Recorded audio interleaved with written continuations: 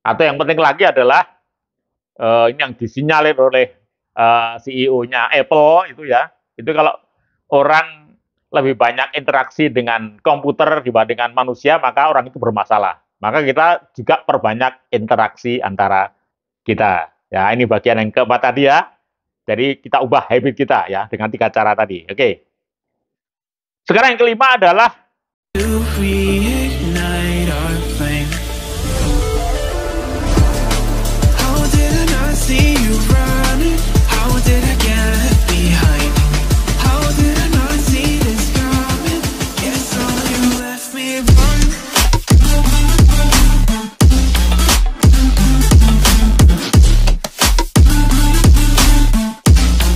Guess all you left me run. Assalamualaikum warahmatullahi wabarakatuh. Hai guys, ketemu lagi dengan saya, trainer Amir Faisal. Kalau kalian ingin tahu kurikulum video saya atau ingin mendownload buku-buku bestseller saya di Gramedia, silahkan cari di bio saya di bawah ini. Di sana sudah tersedia semua link-linknya. Kali ini kita akan ngambil topik dari rangkaian TOT NLP dan kita sudah masuk pada TOT NLP yang ke-34. Dalam TOT NLP yang ke-34 ini, kita ambil topik 5 mindset hadapi era artificial intelligence. Tapi bagi kalian yang belum subscribe, tolong like dan subscribe dulu, supaya nanti kalau ada topik-topik lain yang menarik, kalian dapat beritahuan dari saya. Jadi digital mindset ini merupakan mengubah pola pikir kita ya, mengubah pola pikir kita. Maka kita perlu siapkan mindset untuk menghadapi era artificial intelligence atau era AI ini ya. Jadi mindset itu berupa sebuah sikap dan keyakinan yang memungkinkan kita bisa mengadopsi ya, dan bahkan bisa memanfaatkan teknologi secara lebih efektif. Bukan seperti sekarang ini bisa terjadi sebaliknya. Jadi era AI ini terus terang menimbulkan kecemasan ya. Jadi banyak orang yang mengalami shock mental, merasa terancam eksistensi manusia ini ya. Kita takut nanti kehidupan kita bisa dikendalikan oleh AI seperti itu ya. Nah, itu yang terjadi. Nah, maka kali ini saya berikan sebuah cara ya untuk mentransformasi. Ada 5 mindset ya. Yang 5 mindset ini bisa membuat kita ini memiliki kesiapan untuk menghadapi era AI. Yang pertama adalah mindset digital paradigm. Teman sekalian, jadi sebelum kita bicara apa itu sebenarnya yang dimaksud dengan paradigma mindset digital itu apa, kita perlu membedakan ya.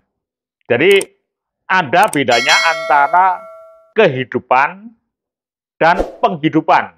Ini berbeda prinsip sekali. Sekarang kita bicara kehidupan.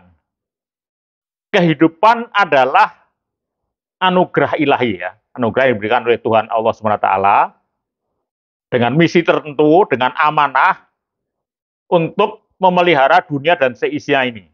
Yang nanti kita akan kelak di akhirat dimintai pertanggungjawaban. Itu adalah kehidupan, ya. Sedangkan penghidupan itu ya, penghidupan itu hanya bagian kecil dari misi kehidupan tadi itu, ya.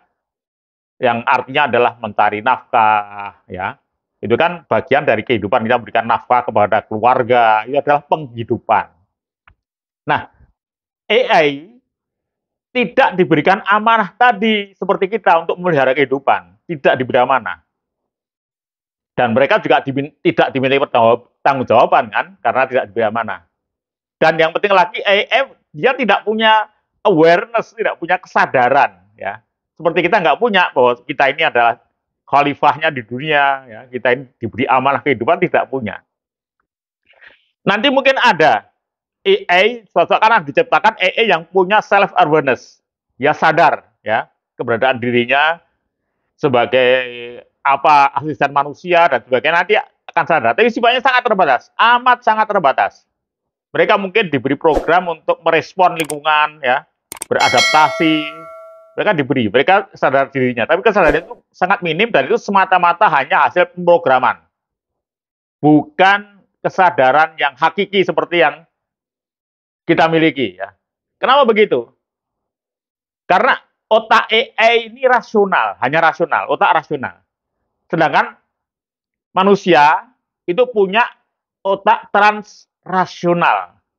Nah, seperti apa bekerjanya otak transrasional manusia? Nanti silahkan, sudah saya siapkan videonya, nanti silahkan dibuka di Spiritual NLP 3 Amir. Ya, sekali lagi, kalau Anda ingin memahami bagaimana bekerjanya otak transrasional kita yang tidak dimiliki AI itu, maka silakan simak Spiritual NLP 3 Amir.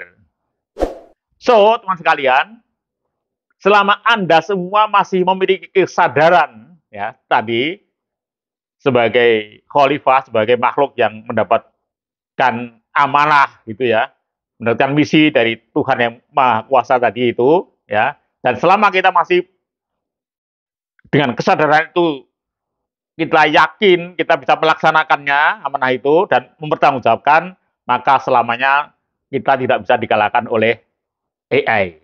Ya, ini yang pertama.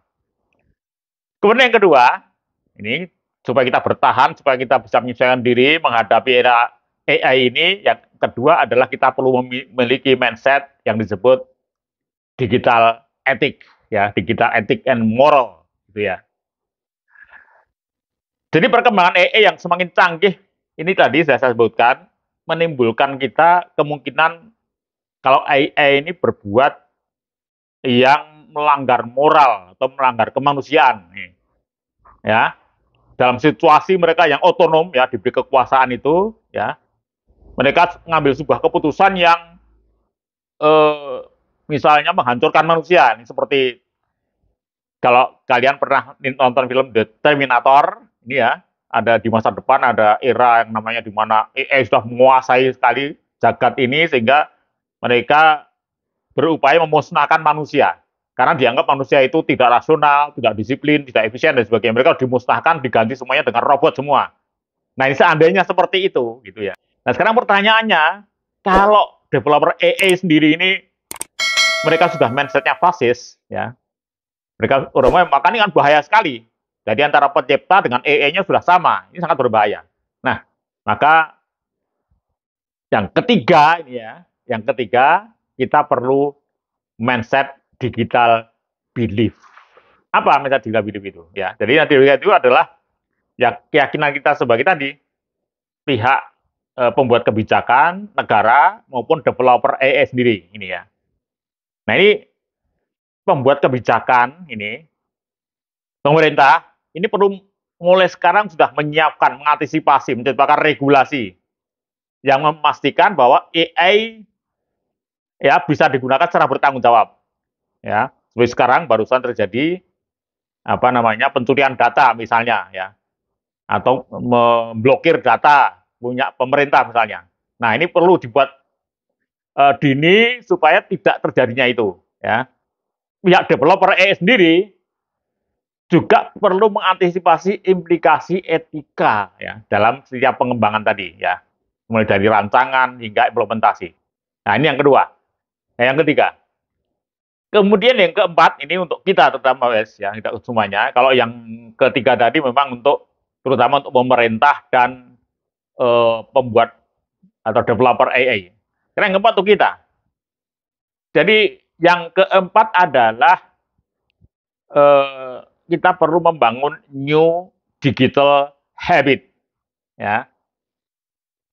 Jadi perkembangan digital dan AI ini telah mengubah cara hidup kita, habit hidup kita secara drastis, betul tidak? Bahkan banyak yang berdampak negatif, hingga menyebabkan kematian. Seperti apa itu? Ya misalnya kemarin kita baca di berita itu ada orang saking lamanya di depan gadget atau komputer sampai lupa makan, lupa minum, lupa istirahat berhari-hari, akhirnya ditemukan meninggal dunia. Kan seperti itu. Bahkan ada seorang ibu yang sampai dia melahirkan di di depan komputer. Saking asiknya mereka berinteraksi dengan AI.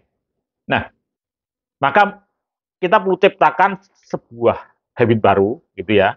Kita tinggalkan habit tadi, ya, tinggal habit yang merusak tadi, gitu ya. Kemudian ciptakan habit yang baru. Seperti apa itu? Satu, manajemen waktu. Ya. Ciri khas ketika pertama kali muncul komputer atau digital, ciri khasnya ada keunggulannya adalah ketepatan atau efisiensi waktu, termasuk manajemen waktu. Nah, oleh karena itu kita perlu memanajeni waktu, perlu menyesuaikan diri, belajar manajeni waktu, ya, sesuai dengan cara kerja digital, ya. Misalnya dengan, nah sekarang misalnya jam kerja kita tidak mungkin lagi kalau pada zaman era 3.0 dulu, kita kan ada jam kerja jam 8 pagi sampai jam 5 sore, ya, jam 8 pagi berangkat masuk kerja, nanti jam 5 pulang, kan begitu. Kemudian hari Sabtu libur, kan komputer tidak akan mengalami istirahat, AI digital tidak akan mengalami itu, dia bekerja terus 24 jam kali 7, ya. Nah, bagaimana ini? Ya kita sesuaikan. Jadi kita nggak dapat lagi seperti dulu, ya. Ketika sudah lewat jam 5, kita walaupun kerjaan belum selesai, kita tutup komputer itu. Kan tidak mungkin seperti itu. Nah, ini maka perlu kita manajemen nih. Ya, kita perlu shifting, ciptakan sistem, shifting atau pergeseran, pergantian, itu ya.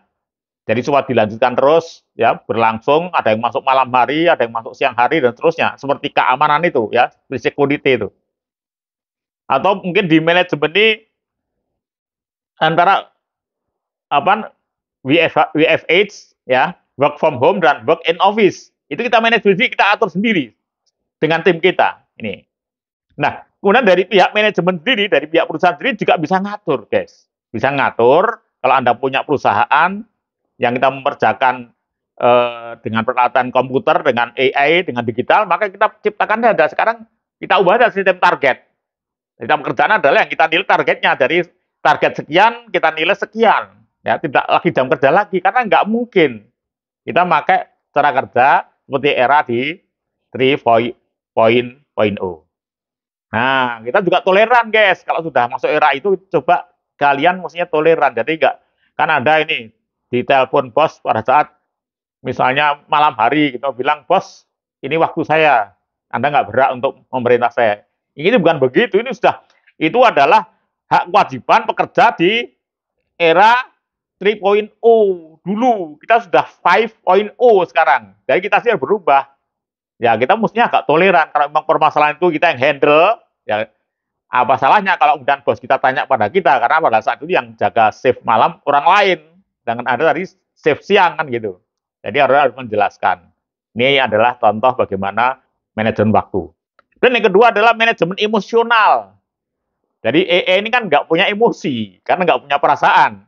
Nah, maka kalau Anda masuk ke era digital, era AI juga Anda sekarang pandai mengatur atau manajemen emosi Anda, gitu ya. Dan yang ketiga adalah detox digital. Apa detox digital itu? Jadi tadi kita supaya tidak terpancang terus di dalam komputer, gitu ya. Jadi kita perlu detox ya. Kita detox supaya kita tidak terpancang di situ berjam-jam. Maka dalam beberapa jam sekali kita keluar, ya, keluar ruangan, gitu, entah apa, mau boleh senam atau apa saja lah, intinya kita melakukan kegiatan yang sifatnya fisik. Ya, juga mata juga nanti tidak bagus kalau kita berjam-jam terus di depan layar. Ya. Pokoknya kita hilangkan kemenatan atau ngopi, gitu ya. Atau yang penting lagi adalah ini yang disinyalir oleh CEO-nya Apple itu ya. Itu kalau orang lebih banyak interaksi dengan komputer dibandingkan manusia, maka orang itu bermasalah. Maka kita juga perbanyak interaksi antara kita. Ya, ini bagian yang keempat tadi ya. Jadi kita ubah habit kita ya dengan 3 cara tadi. Oke. Sekarang yang kelima adalah kalau kita bisa menghadapi ya, kalau kita ingin menghadapi AI itu yang kelima adalah kita ubah mindset digital thinking kita ya. Jadi ciri khas dari satu keunggulan digital adalah mesin pencari, betul kan? Mesin pencari. Dari mulai Google ya sampai dengan AI ini kita hebat sekali dalam mencari, ya mencari jawaban-jawaban terhadap masalah apa saja yang kita inputkan. Maka kalau Anda ingin siap menghadapi AI itu, maka Anda juga paculah gitu ya. Curiosity Anda, rasa ingin tahu, thinking Anda perkuat gitu ya. Jadi dorong gitu ya, rasa ingin tahu Anda terhadap pengetahuan ya. Ini penting sekali. Jadi bagi saya ngikutin juga. Nah, sebab apa? Sebab AI tidak bisa bekerja kalau Anda tidak mengajukan pertanyaan. Jadi ikutinnya di Anda. Nah, bagaimana Anda mengajukan pertanyaan kalau Anda sendiri sekarang knowledge-nya terbatas? Nah, maka supaya Anda kreatif gitu ya, itu Anda juga harus ngikutin terus perkembangan pengetahuan gitu ya. Dan yang kedua juga kita mulai open mind ya, terbuka dengan gagasan-gagasan baru ya, mau update terus ya, pengetahuan, informasi dan sebagainya, dan bila perlu coba kita lakukan juga inovasi. Oke, selamat praktekkan. Sekian. Assalamualaikum warahmatullahi wabarakatuh.